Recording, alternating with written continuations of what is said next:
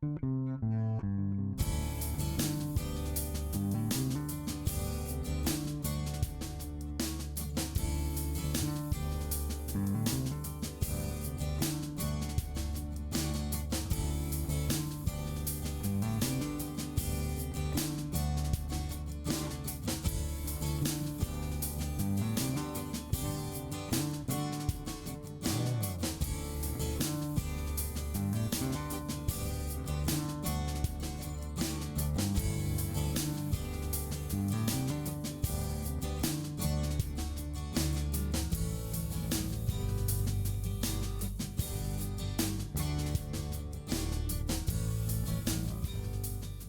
guys, so today we have Ms. Jones that we're doing with our SIBR 105. So we want to make sure that we're talking directly to the patient and addressing them instead of talking about them.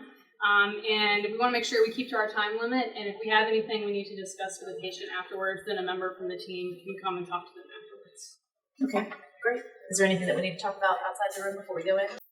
I noticed Ms. Jones is on therapeutic Lovenox for the treatment of her blood clots, but given her acute kidney injury and GFR less than 30, I'd recommend switching over to a heparin dip until her creatinine improves. I think that is a great idea. When we do SIBR rounds, I will definitely notify the patient. I did have one additional question.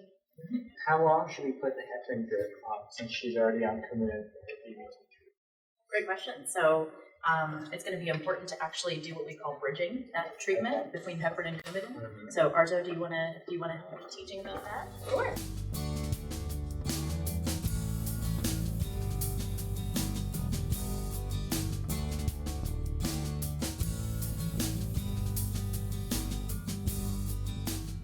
You've seen me before. I'm Dr. John Geary. I'm the resident on the team. So I know you've been in the hospital for a short time, but this is just an example of how many people are responsible for taking good care of you while you're in the hospital. So what we decided to do is to have everybody come be at bedside and take care of you together as a team. So everyone's going to introduce themselves shortly and kind of tell you what their role is, but you know, we have a pharmacist, Charles, our attending, Dr. Hammerjani. She makes sure we all stay on top of everything. And your nurses. And Lisa is going to help with you towards the end of your hospitalization while you're here to kind of help us figure out if you need anything before going home.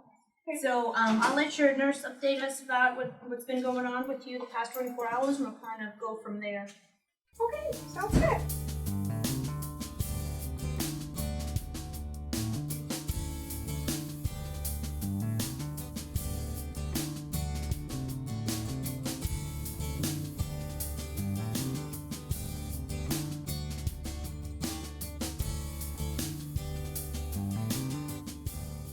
Getting your pain under control and getting you out of bed and walking around. Those are the two main goals for today. Yes. Overnight, during report, I was told that the 5 milligrams of oxycodone actually did not relieve your pain. Is that true? What's your pain level right now? My pain level right now is about an 8. It's an 8? Yes, ma'am. And so is that kind of hindering you wanting to get out of bed and walk around? Yes. I'm Okay. having a lot of pain and I just can't move a lot. With any movement, I hurt more. Okay. So I've been trying the actual pain medicine before I try to do activities. Okay. It's been working a little bit, but my pain only gets down to about a 5.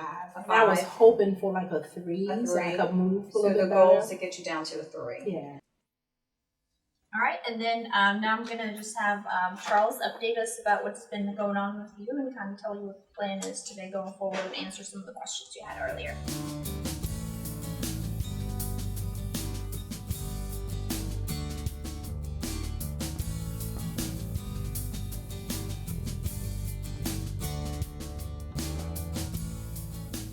So Ms. Jones, my name is Charles. I'm the medical student taking care of you. I know we're treating a lot of different things right now, which include the clot in your lung, your diabetes, as well as controlling your pain. I will go briefly kind of through the plan. Okay. So for those clots in your lungs, we were having you on the Lovenox injections. We decided today to change you to another blood thinner called heparin. So the reason we made that change is because in patients with kind of kidney damage, which I've seen that you have, heparin is a better option until the Coumadin, another blood thinner that you take by mouth, becomes at a level that is appropriate for you to treat the clots.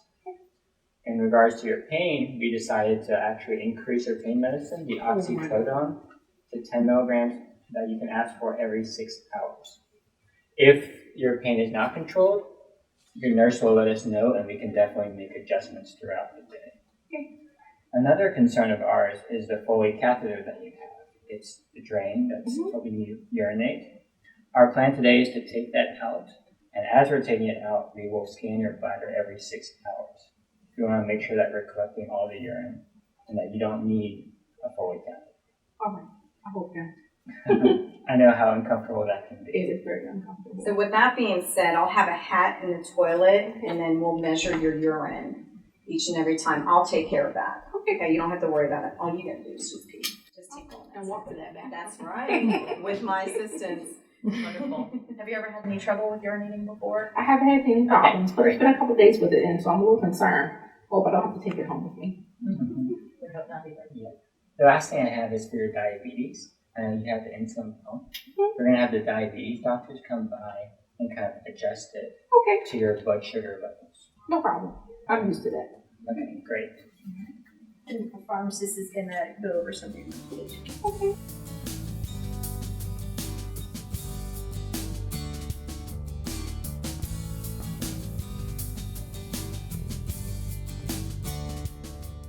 Hi, Ms. Jones. My name is Lauren. I'm your pharmacist. Nice to meet you. Nice to meet you too. As you just heard your doctor tell you, you will be started on oral medication today to help thin your blood for those blood clots that you have. The name of the medication is warfarin, or the brand name is Coumadin. It's a unique medication in that it has special monitoring that's associated with it. As you'll notice today, we're going to have to overlap or bridge your tablet with the IV medication that we're about to start.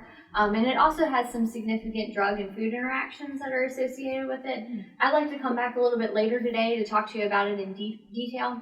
Do you have any family members that you'd like to be present for the education session? Yes, let me call them Okay, and see what time they get off work, about 3 o'clock. okay.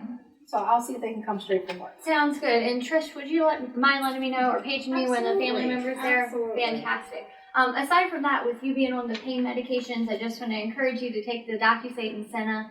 It's a stool softener and a stimulant. As you may be aware, with taking the pain medications, it slows down your stomach, can sometimes prevent you from having a bowel movement, and we want to prevent that from happening with the Docusate and Senna.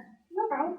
What questions do you have about your medications, ma'am? And Lisa's now gonna talk to you. Hey, Ms. Jones.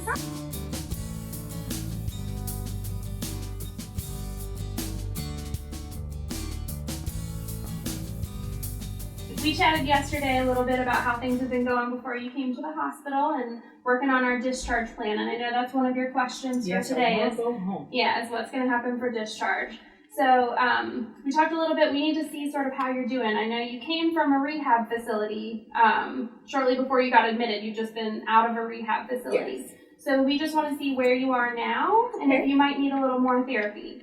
So what we're going to do is have physical therapy and occupational therapy come see you and work with you to evaluate what you might need. Okay. Which may be, another short stay for rehab, or maybe you might be able to get some rehab at home. We just sort of have to see where you are and what you need. So we want to make sure you're as safe as possible going home and get back to being independent at home. Okay. So I know you have a supportive family, so they'll help you through all of that, but I can come back later and chat about it. Okay. The other thing we talked about was that you're new to the Richmond area. You recently moved here, so we need to set you up with some follow-up appointments, get you a primary care doctor, and get you some follow-up for your diabetes with an endocrinologist, that a is specialist. great. So I was having a hard time. yeah, so we'll work networking. with the team will work to get you some follow-up appointments. If you want to stay connected with the hospital system, Yes, we I can set you up with that. Wonderful. And I think that was it from what we talked about. So just waiting to get those recommendations and seeing what you need, and I'll come back and talk with you later about that plan and figuring out what our next step is. Thanks. Okay. Yeah, so our goal is the same as you. We want to get you home, but we want to do it safely. So, we're going to take care of the kidney issues, and we're going to take care of the blood clots, and then your part is, as you've been doing, working with physical therapy and challenging yourself a little bit, and we'll get you squared away and hopefully get you home as soon as possible safely. Oh, you have to bear with us. It's going to be a couple of days. No problem. All right. And I we're can not bad handle a couple company. No, you're not. I love y'all. And we're going to have our attending out and just kind of wrap up anything else, and she's going to do an exam on you to make sure everything looks good. Okay.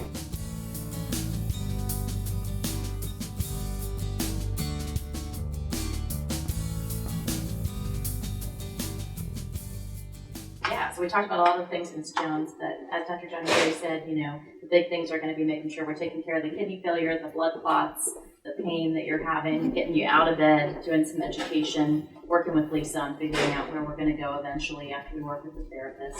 What questions do you have about anything we talked about? No, I think I have a plan in place. Wonderful. Just take some time, and I always got my nurse that can help me. if That's I need right. anything. That's right. All right. Well, I'll do a quick physical exam Okay. and then we'll talk with you later.